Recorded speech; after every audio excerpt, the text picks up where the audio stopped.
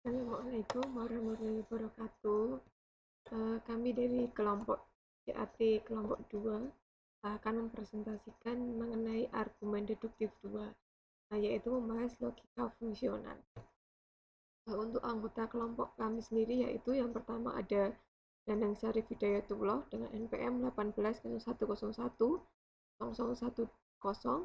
Kemudian ada Bagas Setiawan Nugroho dengan NPM 18.101.015. Kemudian ada saya sendiri Dewi Sari Inggarwati dengan NPM 16.01.01.219.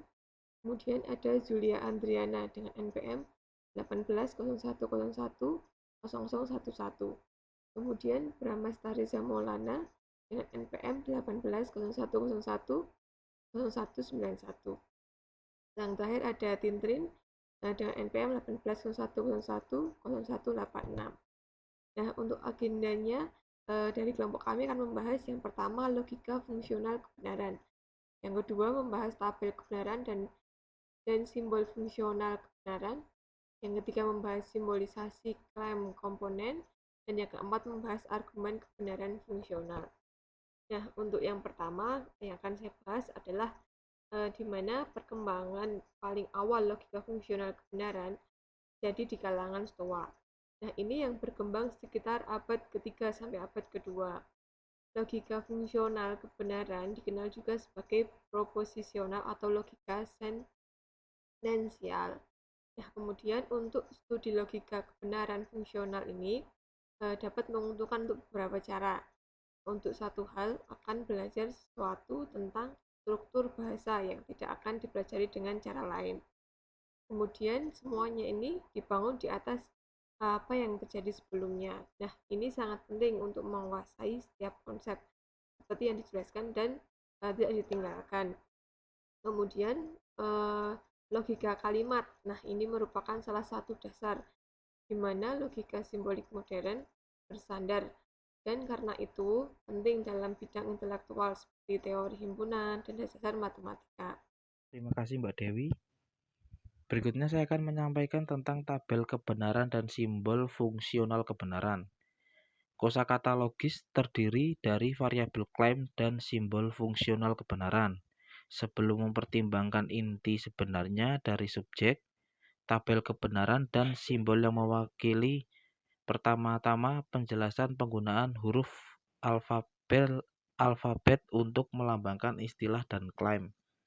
Variabel klaim kepentingan utama adalah bagaimana kata-kata seperti tidak, dan, atau, dan seterusnya mempengaruhi klaim dan menghubungkan bersama untuk menghasilkan klaim majemuk dari klaim yang lebih sederhana. Materi selanjutnya akan disampaikan oleh rekan saya. Terima kasih. Materi selanjutnya adalah tabel kebenaran. Dalam logika fungsional kebenaran, setiap klaim yang diberikan P adalah benar atau salah. Tabel kecil berikut disebut meja kebenaran, menampilkan kedua kemungkinan nilai kebenaran untuk P. Nilai kebenaran apapun yang mungkin dimiliki klaim P, negasi atau kontradiksinya yang akan disimbolkan min P akan memiliki yang lain.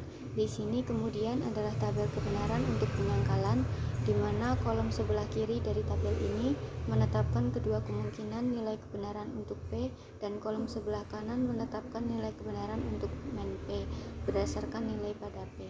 Untuk materi selanjutnya akan disampaikan oleh Mas Dan. Ya, terima kasih. Saya Danang Syarif melanjutkan presentasi sebelumnya. Di sini karena setiap klaim yang diberikan adalah benar atau salah, dua klaim P dan Q keduanya harus benar. Keduanya salah atau memiliki nilai kebenaran yang berlawanan untuk total 4 kemungkinan kombinasi. Berikut adalah kemungkinan dalam bentuk tabel kebenaran. P dan Q benar hanya pada di baris pertama, di mana P dan Q keduanya benar. Perhatikan bahwa kondisi kebenaran di baris ini cocok dengan yang diperlukan dalam pernyataan miring di atas. Konjungsi benar jika dan hanya jika kedua klaim sederhana yang menyusunnya konjungsinya benar. Contoh konjungsi adalah klaim Parker ada di rumah dan Moore sedang bekerja. Kita akan menyatakan konjungsi P dan Q dengan menghubungkan dengan ampersand dan tabel kebenaran untuk konjungsi. Baik, yang selanjutnya yaitu simbolisasi klaim komponen. Sebagian besar hal yang dapat kita lakukan dengan klaim yang dilambangkan cukup mudah, yaitu jika Anda mempelajari tekniknya, Anda dapat menerapkan dengan cara yang relatif jelas.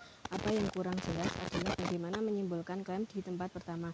Kami akan membahas beberapa tips untuk simbolisasi di bagian ini, dan kemudian memberi Anda kesempatan untuk berlatih dengan beberapa latihan. Ingat, ketika Anda melambangkan sebuah klaim, Anda sedang menampilkan struktur fungsional kebenarannya. Idenya adalah untuk menghasilkan versi yang akan menjadi kebenaran secara fungsional, setara dengan klaim informal asli, yaitu yang akan benar dalam semua keadaan yang sama seperti yang asli dan salah dalam semua situasi. Beberapa contoh yang mengilustrasikan beberapa masalah simbolisasi standar, jika dan hanya jika. Dari semua jenis klaim fungsional kebenaran dasar, kondisional mungkin yang paling sulit dilambangkan oleh siswa dengan benar. Ada begitu banyak cara untuk membuat klaim ini dalam bahasa Inggris biasa sehingga tidak mudah untuk melacaknya. Untungnya, frasa jika dan hanya jika menjelaskan sejumlah besar persyaratan, jadi Anda akan memiliki awal yang baik jika Anda memahami penggunaannya. Berikut beberapa aturan praktis yang perlu diingat. Kata jika digunakan sendiri memperkenalkan anteseden dari suatu kondisi. Ungkapan hanya jika memperkenalkan konsekuensi dari suatu kondisi. Dengan kata lain, bukan lokasi bagian dalam kondisi yang memberitahu kita apakah itu anteseden atau konsekuen. Itu adalah kata-kata logis yang mengidentifikasinya. Baik, selanjutnya akan dilanjutkan oleh Mas Bagas.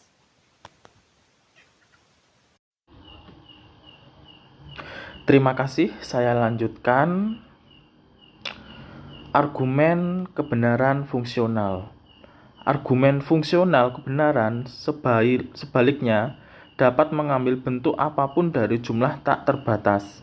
Namun demikian, kami memiliki metode untuk menguji validitas yang cukup fleksibel untuk mencakup setiap argumen fungsional kebenaran.